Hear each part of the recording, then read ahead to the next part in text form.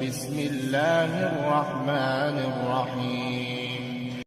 نبی علیہ الصلوۃ والسلام کی بڑی صاحبزادی سیدہ زینب رضی اللہ تعالی عنہا، ان کی شادی اپنے کزن سے ہوئی تھی، ان کا نام تھا ابو العاص۔ ایک موقع پر ابو العاص نے ان کو اجازت دے دی کہ آپ چاہیں تو میرے پاس مکہ مکرمہ میں رہیں اور چاہیں تو مدینہ ہجرت کر کے چلی جائیں۔ تو سیدہ زینب رضی اللہ تعالی عنہا نے ہجرت کا ارادہ فرما لیا۔ چنانچہ انہوں نے اپنے بھائی کنانا کو کہا کہ ان کو تم مدینہ کی طرف چھوڑ کے آؤ۔ ادھر سے نبی علیہ الصلوۃ والسلام نے بھی صحابہ کو بھیج دیا تھا جو مکہ سے تھوڑے فاصلے پر انتظار میں تھے۔ چنانچہ سیدہ زینب رضی اللہ تعالیٰ عنہ تیار ہوئی۔ جب مکہ سے باہر نکلنے لگی تو کافروں کو پتہ چل گیا۔ ابو سفیان اس وقت سب سے زیادہ خفا ہوا کہ یہ تو قریش مکہ کی بڑی بے عزتی ہے کہ مسلمانوں کے پیغمبر اسلام کی بیٹی دن دہاڑے اتنی جرت کے ساتھ چلی جائیں اور ہم اس کا راستہ نہ روک سکیں۔ چنانچہ وہ آیا کہ ہم ان کو جانے نہیں دیں گے۔ اس موقع پر ایک نوجوان تھا، حبار ابن الاسود اس کا نام تھا، وہ رشتے میں کزن بنتا تھا سیدہ زینب رضی اللہ تعالی عنہا کا۔ اور جتنے قریبی رشتہ دار ہوتے ہیں نا، موقع پہ کئی مرتبہ تکلیفیں دینے کا وہی سبب بنتے ہیں۔ اب یہ آ گیا اور اس نے آ کر کیا کیا کہ سیدہ زینب رضی اللہ تعالیٰ عنہ کی جو سواری تھی اس کے پاؤں پر، ٹانگ پر اس نے وار کیا۔ جب سواری پر زخم لگا، وار ہوا تو اونٹنی بدکی اور سیدہ زینب اونٹ کے اوپر سے نیچے آ کر گری۔ اس وقت امید کے ساتھ بھی تھی، نیچے چٹان پتھریلی زمین تھی۔ چنانچہ حاملہ حالت میں اگر اونٹ کی بلندی سے عورت گرے تو کیا ہوتا ہے؟ وہی ہوا کہ بالآخر مسکیریج ہوا، حمل ضائع ہو گیا۔ اتنی تکلیف۔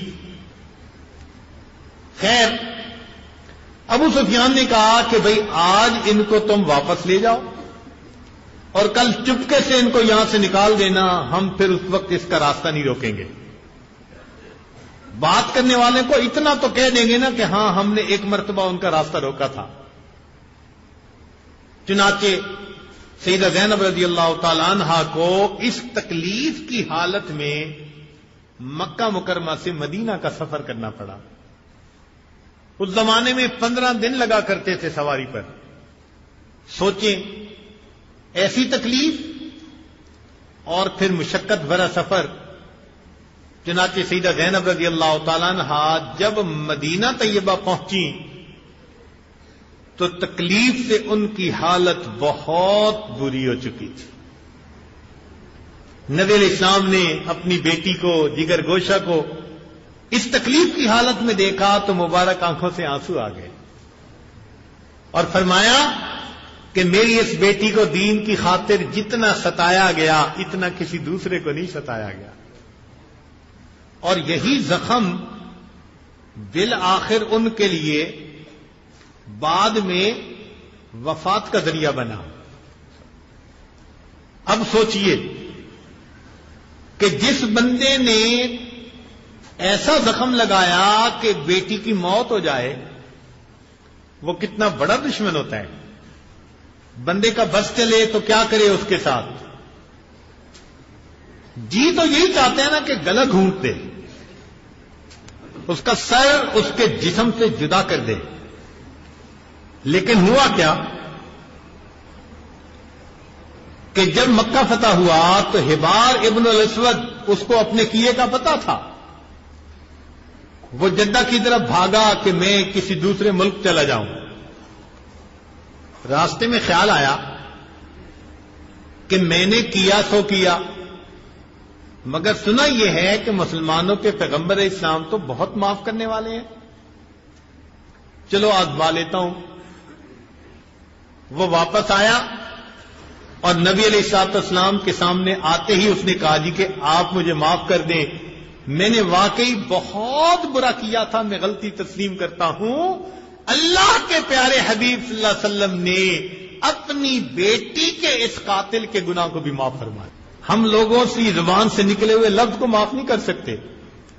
وہ جی فلاں نے محفل میں یوں کہا، فلاں نے میرے بارے میں یوں کہا. کوئی لفظ بول دے نا تو ہم سے لفظ برداشت نہیں ہوتے.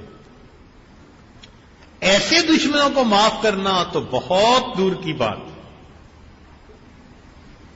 تو نبی علیہ الصلوۃ والسلام کی مبارک زندگی میں عفو درگزر بہت زیادہ آپ کو نظر آئے گی.